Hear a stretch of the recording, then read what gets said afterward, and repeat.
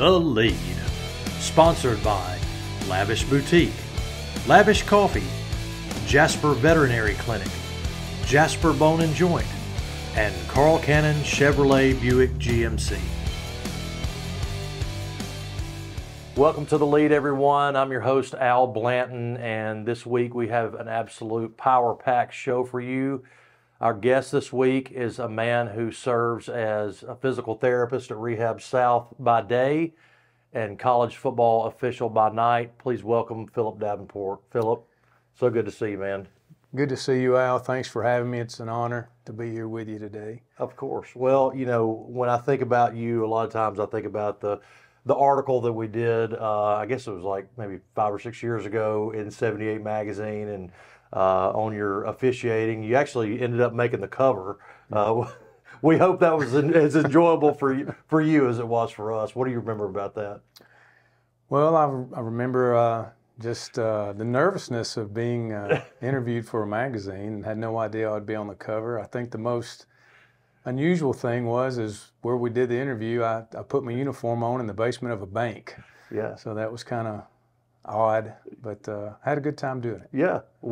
What have you had to do many autographs, or have you had to endure any razzing because of that from the locals? Maybe a little bit of razzing here and now over several things. So, but I've given an autograph or two to people who really don't know any better. But you know, it is what it is. Well, I definitely want to talk about, you know, officiating today, and we'll get to that. But, you know, tell us a little bit about your history. I know you graduated from Walker High School in 1990, and then ended up going to Walker College, like a lot of us did. But what are some of the most memorable times of your growing up, and particularly your high school years? Well, you know, I've lived in Jasper all my life, so I've seen Jasper grow, and I had a great high school experience. You know, played football. It's a 3-year letterman. Played for Coach Danny Gambrell and Coach Campbell, and you know, we didn't win very much, but you know, I believe in the game of football and what it teaches, and learn a lot. And there were times where I wished I could go back and play, but my body reminds me that that's probably not a good idea. So, yeah. Had a good time playing ball back in. You know, there's something really iconic about that era. Really, I was looking through an old annual the other day, and just the uniforms and Walker, and you know, just you had the horn, the white helmets with the horn on the helmet. Yeah. It was really a nostalgic time for Walker athletics. Yeah. Well, you know, we really had a good group of coaches who had been at Walker for quite some time, and I loved being a Viking. Always will be. But those guys, those coaches and former players, you know, impact your life probably far more than you realize at the time. But as you grow later in life, you look back and see what kind of impact that coaches in the game have on you. Mm-hmm. Now, you probably got beat up a little bit playing football, and you ended up deciding to go into physical therapy. What led you to that route? Well, my dad, Bob Davenport, worked at the hospital for many years and kind of helped lead me in that direction. But we had some guys, you know, while I was playing, you know, get hurt or have to have treatment, and you see what that's about. And then my senior year, we actually had Bob White, the long athletic trainer for Walker High School. That was his first year at the high school. Mm-hmm. And so those things kind of all together led me into that path. And, you know, I love helping people. Mm-hmm. So after they've had surgery or what have you, I love trying to take care of folks and get them back to their normal activities. How did you get hooked up with Rehab South? Well, my dad, again, knew the owner at that time, Mike Jones and Robert Bond, and they both taught with me down at a conference, actually, a physical therapy conference down at Auburn. Mm-hmm. And they offered me a position long before I even got out of school. So I actually had a job waiting on me when I got out of school, and you know, got my boards to practice and all that. What's really amazing to me is that, you know, when you look at your resume, I mean, you've been doing physical therapy for 30 years. I've had 30 different jobs, you know, and you've kind of stuck with that. And then another consistent thing in your life is that you've been married for almost that amount of time. Mm-hmm. Tell us how you and your wife met. Well, Wendy and I met, her and her sister came to my church one Sunday night, and they sang. And I saw her sing, and you know, the lights went off and the buzzers went off, and we got together and... Was the feeling mutual when she saw you, or was that just something that was sort of unilateral there? Well, I think it's when she saw me. No, no. But, well, we actually got to know each other a little more serving on what is an old thing called lay renewals, where we would go into churches and kind of have like a mini revival type deal. And so we got to know each other then, and I asked her out, and things just kind of proceeded from there. It proceeded rapidly, but it's been a journey for sure. I'm sure that's been an absolute blessing throughout the years too, though. Absolutely. Y'all got 2 kids? 3 boys. 3 boys. Yeah. Twins, Lane and Garrett are 26. Lane's in the Air Force, and Garrett is twin brothers that works at the VA hospital in Biloxi. They're both married. Lane and Julia have our first grandchild on the way. He'll be here in July, and they're going to name him Walker, as a matter of fact. And then our third son, Kent, he's about to be 19, and he is finishing up his freshman year at the University of Mobile. He wants to be a history teacher. That's awesome. So, yeah. Any advice you could give for a guy that's got a 5-year-old and a 2-year-old? Yeah, just keep loving them. Keep doing what you know is right, and staying firm to what you believe in, and have fun with them, because those are the fun years. Yeah, it's been an absolute blast. I'm looking forward to them growing up and each stage along the way too. So, you know, another thing that's been very consistent about your life is that I guess it was about 18 years ago you ended up going into officiating, and you've been able to kind of, you know, track over the years and get into the progression where you've really been at some incredible venues and had some you know, really good experiences there. What made you want to do that? Well, I did want to do it. I mean, nobody grows up thinking I want to be a football official. I just, like I said, I love playing the game. I love what it teaches. But as I was in the clinic one day, and I had a patient who had a rotator cuff repair. His name was Wally Bryan from Lynn, Alabama. And Wally had officiated several of my games that I played in at Walker. And I actually complained to Wally quite a bit when I was playing. And he asked me, he said, "Have you ever thought about being a football official?" And I quite frankly looked at him, and I was kidding, but I said, "Wally, I wasn't real fond of you then, and you know, not real fond of you now." But I was kidding, of course. And he said, "Well, I think you should try it." He said, "I think you'd be really good at it." But this is the line that got me. He said, "It's the next best thing to playing the game." And when he said that got me thinking, because I was still young at the time. I was about 24, 25 years old.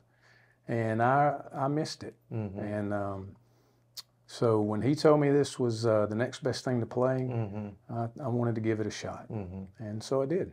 Talk about your progression as an official.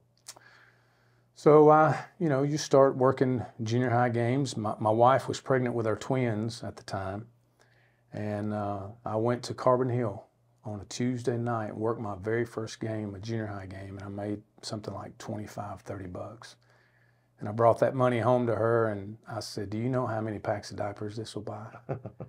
But that's not why I went into officiating. I truly love the game, and you know, you worked finally got some varsity games, and worked high school about 7 years. I worked 2 state championships, and after my first state championship, I had a gentleman I didn't even know come up to me, and he said, "Have you ever thought about calling college football?" And gosh, I didn't even know how to even do that, where to get started. And so he pointed me into the direction of a Division II camp that the Gulf South put on. And, you know, the University of North Alabama at that time was in the Gulf South, West Alabama, Valdosta State, West Georgia. But this camp was in Arkansas, and I didn't know a soul. But I went to this camp. I drove 6 hours to a camp to try out, if you will. I got hired. Not sure how, because I'd never worked a position before that they asked me to work. I actually watched the guys in front of me, and I thought, "Oh man, I can do that." So I got hired, worked Division II a couple of years, got invited to get in front of some, you know, higher level conference supervisors. And then that's kind of how I progressed over the years until I finally got an invite to work at a camp for the SEC. And worked for the SEC for 3 years as what's called a supplemental official. And those 3 years, I was also working Division I in the Sun Belt Conference. And then in 2014, I got a call from then supervisor Steve Shaw, and he hired me in to the SEC as a field judge. So you don't just hop in there. No. I mean, this is something that takes, what's the typical time period that it takes for somebody to get to the SEC level? If you start working, lower level college ball, I would say, anywhere from, 8 to 15 years. Quickly off the top of my head, I think it may have taken me 10 years to get to the SEC. What about like formal training? Well, so you do go to clinics, if you will. Officiating is a brotherhood, so the local officials around here for me are mostly in Birmingham. So we would meet once a week on Mondays leading up to the season to do rule study questions for a couple hours every week. We watch tons of video. We probably watch a whole lot more video than what people think we do. And we're always studying our position, just looking at plays, just trying to find that edge to be able to see what we need to see when we need to see it. But the officiating advocation I'm not an employee of the SEC. I'm a contract employee, if you will. So it's really up to me to be mentally prepared, physically prepared, ready to go when it's time to go. I coached for 7 years, and I wasn't the referee's best friend by any means. And I didn't write this question down, but I think this question has some merit. I mean, I feel like that the game of basketball, a referee can affect the game of basketball more so than maybe any other sport. Would you agree with that? Maybe that's not a great question to be asking you, but that's on my mind, and I wanted to see what your thoughts were on that subject. Well, I don't really have a good answer, to be honest with you. I did work 5 years of high school basketball as well. Yeah. And I could see how you feel that way. Yeah. I think it might be more noticeable, in my opinion. I think for us on the football side, with 8 of us on the field, we're all 8 looking at so many different things, it would be kind of hard for one official to make truly a big difference in a football game like that. There's a lot more whistles in basketball. That's correct. Number one. There's a lot of stoppage of play. There's a lot more whistles. I mean, I just remember there's one time when the other team shot like 40 free throws, and I said to the official, "This is not even fun to watch," because there's so much stoppage of play. So maybe I'm a little bit biased to that, but I guess one question that I would love to ask is, how hard is it when you're at a venue, like let's say if you're a basketball official and you've got to go to Rupp Arena, and to have the objectivity to stay within that objectivity where you're not letting that crowd affect you. From your standpoint, when you go to Neyland Stadium or you go to Bryant-Denny, how hard is it to stay objective? Is that something that is difficult because you're constantly thinking about these 100,000 people that are around you? Actually, no. That's actually one of the easy parts. Is while the play is going on, that's one thing people don't understand. They think we're out there with the 2 teams that are competing, how we're going to give maybe one team an edge over another. That never ever crosses our mind. We have so much to think about, so much going through our mind before a play, during a play, after a play, that all we really see is colors. When a play is going on, it's actually like when you play. When the ball is snapped, when you played, everything kind of goes quiet to you. And it's the same thing officiating. Yeah, you hear the 100,000 people in Bryant-Denny going crazy, but I promise you, as soon as that ball snapped, it really goes quiet. And all you're focusing on is what you are needing to look at that time. Who's on defense, what color they're wearing, who's on offense, what color they're wearing. And so the objectivity is easy. You're just looking for major fouls, effect on the play, making sure the game's being played fairly. I know I'm asking you about your profession, but I mean, like, do you feel like other people feel that way. You feel that way, but do you think that's kind of the general consensus of officials across the country? Maybe you can't speak to that, but what are your thoughts? I would think probably the general public is a little more to the negative of how I feel about it. Yeah. You know, I think that's probably something that us as officials will fight. Yeah. Since there's been officials to the games will be done. Yeah, and there are a lot of experts that are watching the TV. Oh, absolutely. Sitting on the couches. Of course, Yes. I'm one of the main ones sometimes. So, what's the most challenging aspect for you?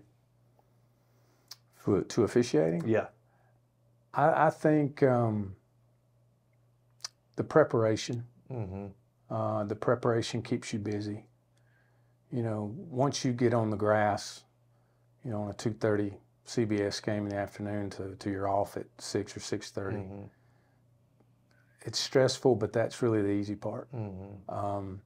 I think it's the off season of the staying fresh in the rule book, trying to keep your body ready to go. Mm-hmm. You know, I keep getting older every year. I don't know how this is happening, but the players are the same age, and trying to keep myself ready to go every year, it's a little more challenging. Mm-hmm. But the level of preparation that Division I officials probably put in would blow people's mind of what we do to get ready to work a game on Saturday for 3.5 hours. Take us through a weekend. You know, I think a lot of people they see the product on the field and they don't understand what it takes to. You know, I mean, obviously you've got to go to that venue. There's different things that you've got to do to get ready for the game. Walk us through what a weekend in an SEC game looks like. Sure.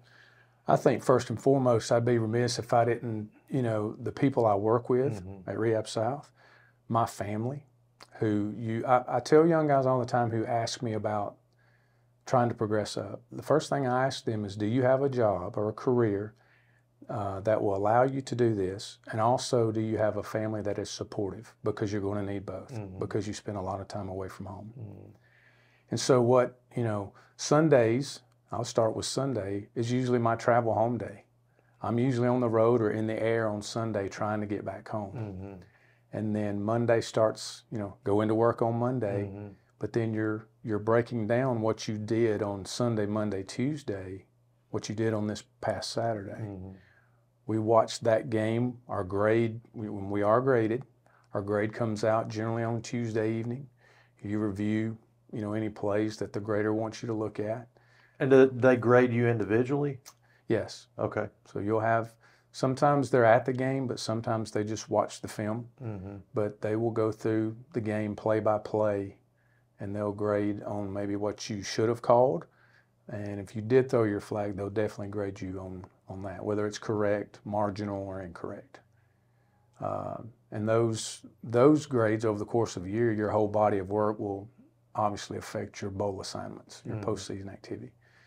But I'm looking at last week's game probably up to around Tuesday or Wednesday, and then you turn your attention to the upcoming week, and you're looking at scout video of the two teams that you have. For me, what I look at is formations, offensive formations. How's the defense lining up? How do defensive backs play the receivers?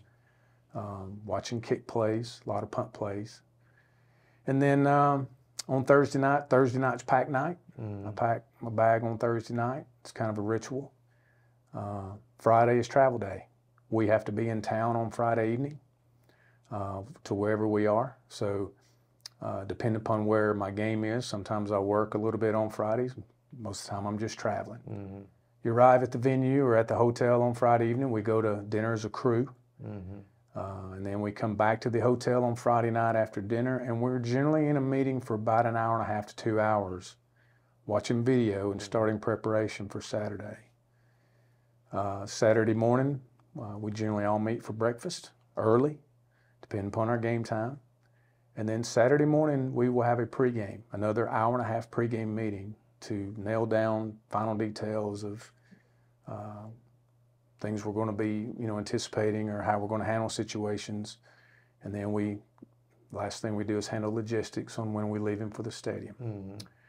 About 2.5 hours before kick, the school, wherever we are, will send a van or a bus to pick us up at the hotel, and drive us to the stadium and drop us off, and we work the game and get back on the bus as fast as we can, and we're back to the hotel.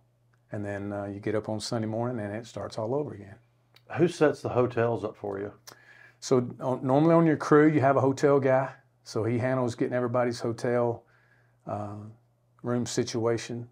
Now the SEC, they block the hotels for us. So the SEC office will, you know, wherever we are for the game, there is a certain hotel we have to stay at. But our guy on our crew will contact that hotel and get our reservations. So. You know, I think it was Todd Blackledge that did the Taste of the Town. Mm-hmm. Give me a taste of the town in at an SEC. Oh, What's a go-to in an SEC town that I need to try out? Because you know I like to eat. So yes, there's so many. There's so many. There's a really good barbecue joint in Athens I could take you to. You know, anything in the square over at Oxford is good if you can get in, which generally we can't, so we miss out on that. But you know, speaking of that, that's another problem is because of the, you know, the games we work, that the SEC venues are, we can't go out as a crew much anymore on Friday night to dinner. Mm-hmm. It's difficult from a seating standpoint and from a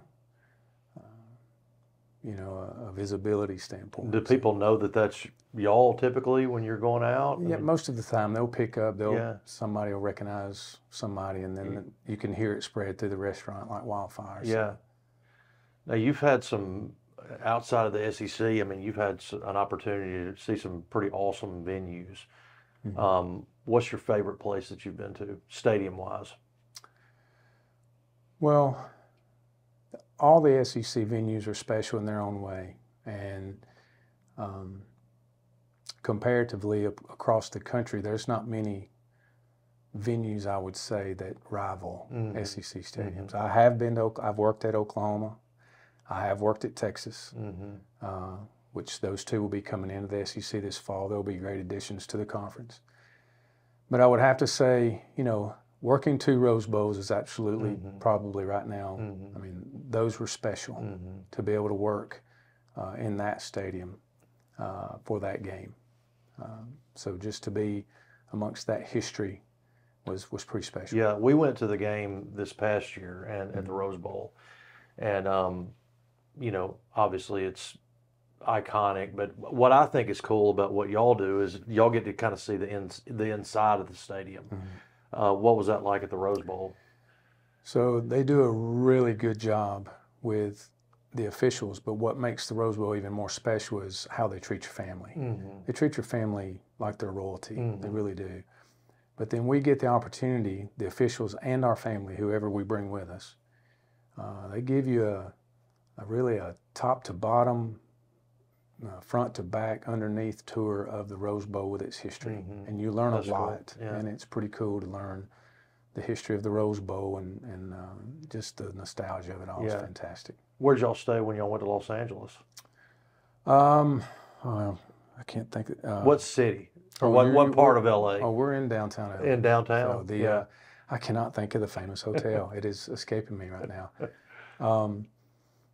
Many movies have been filmed. Beverly Hilton or? No.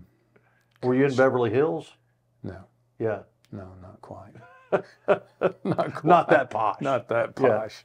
Yeah. All right. So we got to talk coaches. All right. Okay. So, you know, that's another, what I like about what we're talking about is kind of the inside stuff, you know, so you get to see a part of coaches that, you know, maybe we don't see on TV. And are there some kind of inside moments that you can tell us, maybe a story or two about maybe Saban, let's say, that we can talk about on camera?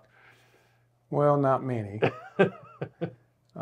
You know, Saban and I, everybody always wants to know how Coach Saban was. And I'll have to admit, Coach Saban and I had a good relationship the games that I worked for Alabama. And I think part of that is, you know, working a lot of the scrimmages down at Alabama, working a lot of the A-Day games and the familiarity. But you know, a lot of people don't know that Coach Saban's dad was an official. Yeah. And I think he would tell you he's got a tremendous amount of respect for what we do. Yeah. And I think when you see him really, really get on an official, there's probably some warrant to that. But he and I, there was only a couple of times that he really, got after you a little got bit. after me a little bit, and he's not one. If you're having to talk to him, it's probably there's no chit chat or banter going on back and forth with Coach Saban. As pretty much what you see on TV is how he is. It's all business. Now you're about to have a grandchild, and if you're talking to this grandchild in the future and telling them 5 coaches that you had an opportunity to interact with, who are you telling them? Oh wow. Saban. Coach Saban would course. obviously be one. Les Miles was a treat all in himself. I worked Urban Meyer's last college game in the Rose Bowl. I'm trying to run through coaches in my mind. Spurrier? I actually worked a game for Spurrier when he was at South Carolina. Quite comical character.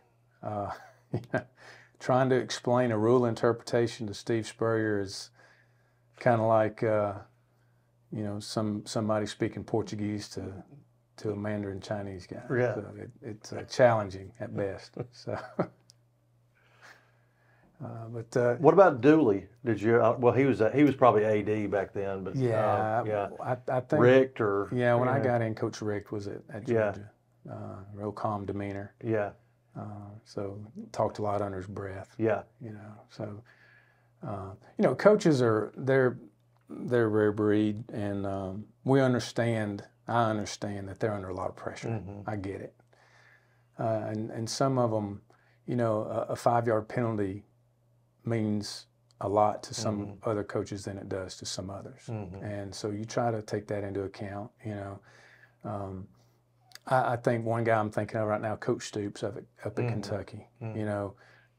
He's been in the SEC about as long as I have, and we've grown to have a mutual kind of respect for each other, and we can go back and forth at each other a little bit. But coaches, there's sometimes they'll look forward to seeing you. They'll tell you whether they mean it or not. They're glad to see you. They're glad you're here.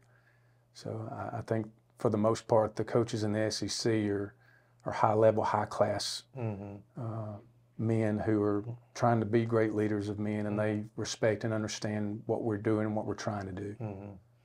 It really seems like when you balance it all out, that the decision that you made to do this, it's led to some really cool things. To be able to go to great stadiums and meet famous coaches and be a part of big games, and I'm assuming that when you kind of weigh that the benefits outweigh the burdens.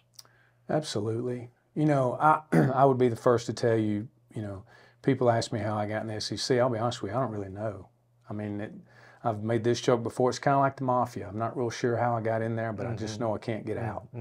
And what football officiating has allowed me to do and see and experience and even have my family a part of, I truly have been so grateful and amazed. At the end of the day, I'm just a guy from Jasper, Alabama. And, and to be able to do and go and see what I've been able to do, I'm thankful for that. I'm grateful for that. And the Lord has allowed me to go places I'd never dreamed I would go, to be a part of things I never dreamed I'd be a part of. This will be my 11th season in the SEC, and I still haven't gotten over it. The thrill, the nervousness of walking into a packed stadium on a Saturday afternoon or Saturday night, words can hardly describe what that means and what that feels like. Well, and I'll say that we're proud of what you've done, and it is really cool that a Jasper guy is able to be on TV and be a part of that. So it's really neat that. And of course, I know I joked about the magazine earlier, but one of the things we love about what we do about the magazine is just being able to celebrate people. And that's that was a fun thing for me, and we're glad you're on the cover. So even though you had to endure some things from your buddies probably, and the photo shoot at the bank, but we're really proud of you, man. Thank you. One of the things that we do, every guest, we always sign our poster. So if you'll just grab our gray Sharpie here and Be glad to. do the honors.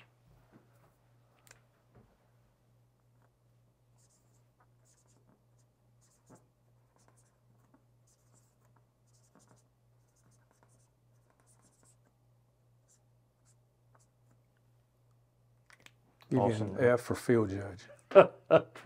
I like it. Well, man, we really appreciate you coming on the show. Thank you for having me. It's been an absolute blast. For Phillip Davenport, this is Al Blanton. Pick up 78 magazine at select locations all throughout Walker County, and we'll see you next time on The Lead.